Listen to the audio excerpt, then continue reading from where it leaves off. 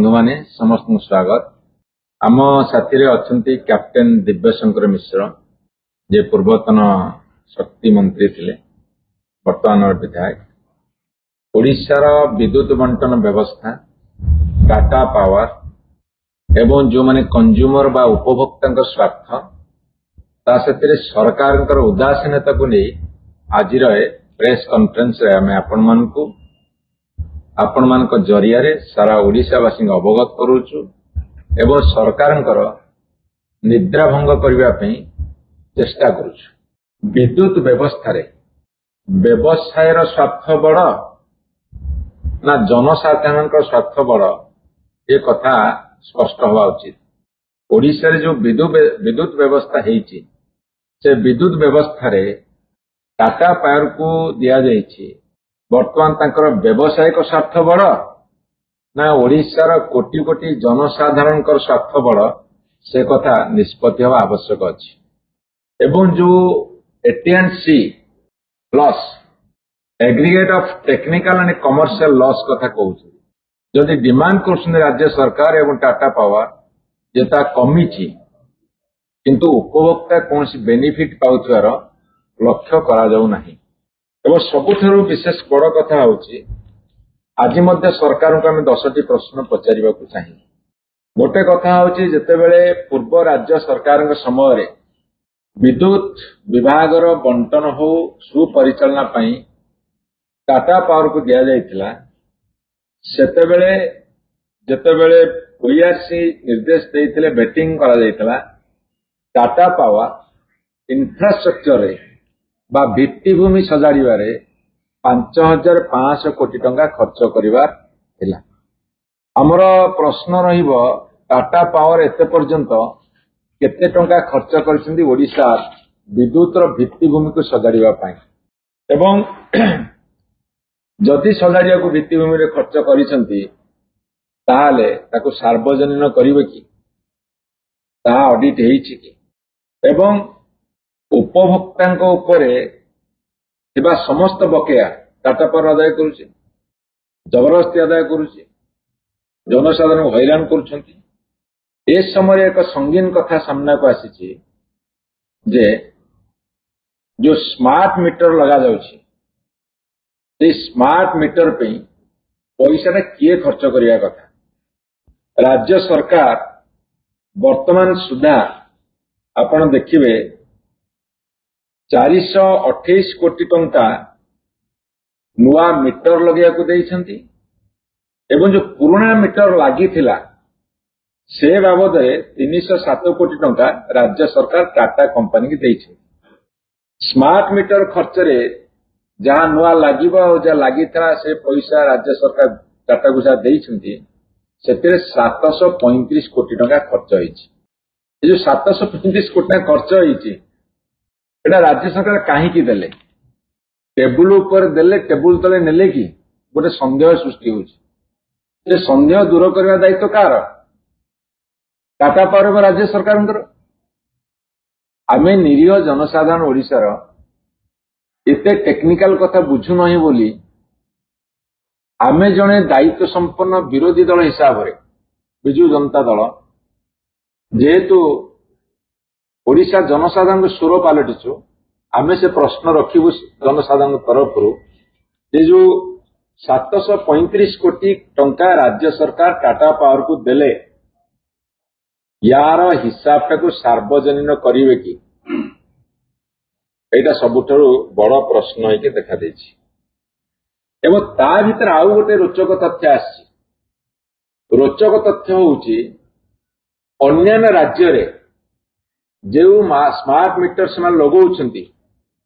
तार कॉस्ट जदि 3000 टंका आसुची ओडिशा रे तार कॉस्ट होची 3993 टंका अर्थात 1000 टंका रे डिफरेंस आसुची। दिल्ली रे उत्तर प्रदेश रे कर्नाटक रे जो राज्य सरकार गत राज्य सरकार टाटा साथी चुक्ति करथिले दिल्ली रे बिजुली भल देले एवं परवर्ती समय विभिन्न जगार प्राइवेट कंपनी मान को देले एटीसी लॉस रु बंचिबे एवं भल बिजुली देवार जो संभावना देखा देइथिला सेठी को आखि रखी जेतेबेले दिल्ली रे गोटे कॉस्ट बा नीति बा नियम उत्तर प्रदेश गोटे कर्णाटक रे गोटे सेते ओडिसा रे केमिति 4000 टंका पाखापाखि होउची जो स्मार्ट मीटर दाम 3000 टंका रे एई सब राज्य रे दउछंती सेते ओडिसा रे काहे की 4000 टंका पाखापाखि होला तार उत्तर हम मागुछु प्रश्न पचारुछु उत्तर देवा दायित्व होची राज्य सरकारଙ୍କର उत्तर देवा दायित्व होची शक्ति विभागर दायित्व संपन्न डबल इंजिन सरकार से उत्तर रखंतु एवं ता साथी आपण देखिबे एई 24 मार्च 2026 रे ओईआरसी गोटे ऑर्डर कले बा सुपारिश कले जे एई जो टाटा पावर तार जो चारोटी डिस्कम माने अछंती जेमिति हमर टीपीसी ओडीएल सेमिति चारि भाग रे विभक्त हेछि ओडिसा दक्षिण रे उत्तर रे पश्चिम रे एवं उपकूल रे तार ऑडिट करा जाऊ ऑडिट किए करिवे controller and auditor general CAG audit करा जाऊ दूध का दूध पानी का पानी है जीव सरकार कहीं पछघुंचा दउछंती कहा स्वार्थ रे पछघुंचा दउछंती मो पचारिची व्यावसायिक स्वार्थ बड़ ना ओडिशार जनसाधारण स्वार्थ बड़ से प्रश्नर उत्तर रखिबे जदि सीएजी ऑडिट हे जीव ताहाले स्वार्थटा कार बड़ सेटा स्पष्ट भाव में जना पड़ जीव तेणु करी ओडिशा सरकार 49% होची अंशधन टाटा पावर 51% एडमिनिस्ट्रेशन होची टाटा पावर एवं गोटे रोचक तथ्य आसी स्मार्ट मीटर जो बिलिंग होची जो कलेक्शन होची जो एनर्जी ऑडिट होची जो लॉस रिडक्शन होची तार जेते सब लाभ ये टाटा पावर नउची एटी मोर सांबादिक बंधु माने अछन आपण मान को अनुरोध करबा को चाहे अनुरोध करने को चाहे जे एक तो यही वर्ष चलित वर्ष खरा दिने असह्य बिजुली काट है एबे भी लो वोल्टेज विद्युत काट चली क्वालिटी पावर दवाई निरवच्छिन्न विद्युत जोगे देवाई ये हूँ गोटे विद्युत सरप्लस राज्य इलेक्ट्रिसिटी सरप्लस स्टेट से कहीं कटिला ओपीटीएसएल कहीं लिखिकी देइछि जे ओडिशा रे भित्तिभूमि सबल किंतु जो बारंबार लाइन कटिला आमे जो पचारू से उत्तर देले सरकार जे भित्तिभूमि दुर्बल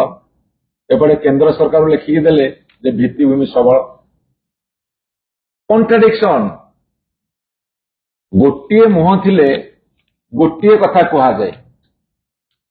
दीटा मुह हेले दी प्रकार कथा कहा जाए सेटा हला डबल इंजिन हेले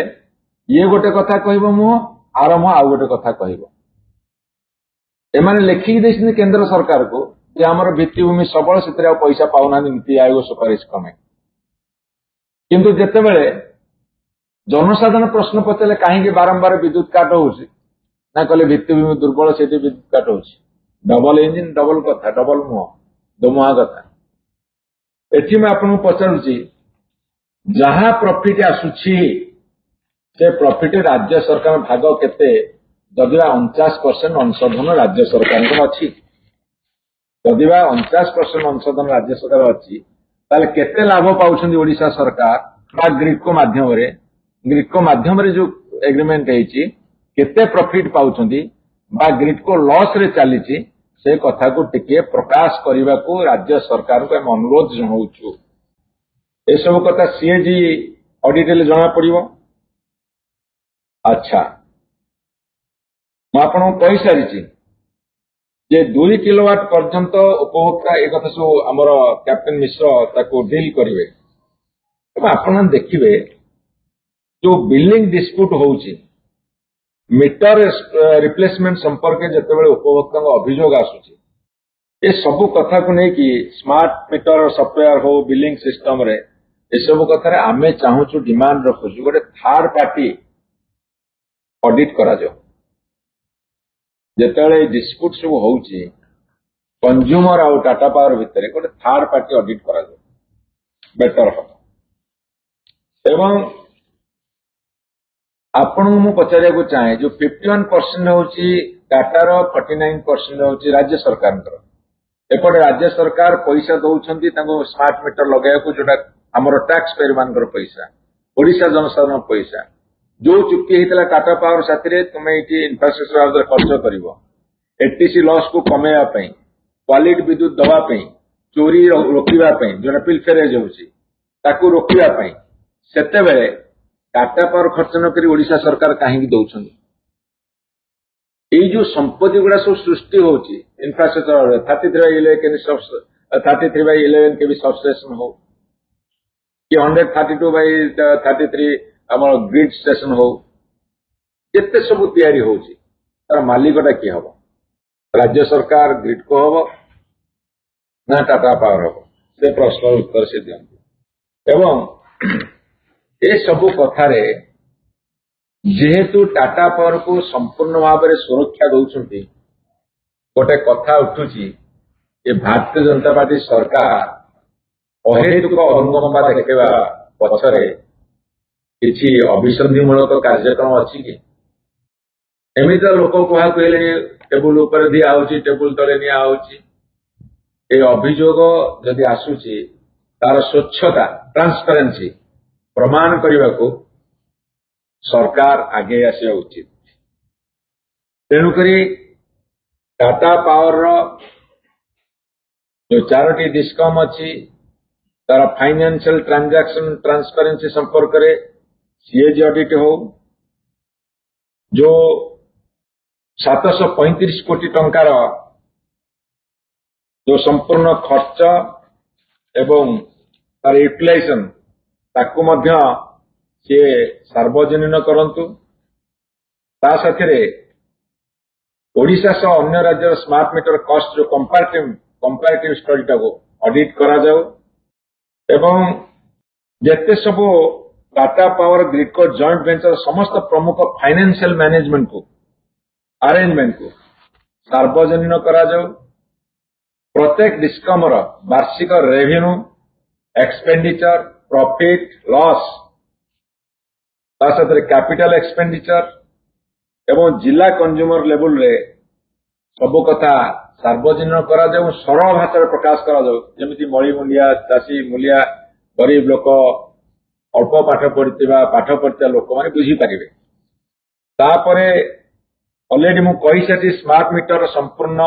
ଖର୍ଚ୍ଚ ଏବଂ ୟୁଟିଲାଇଜେସନ ସାର୍ବଜନୀନ କରିବେ।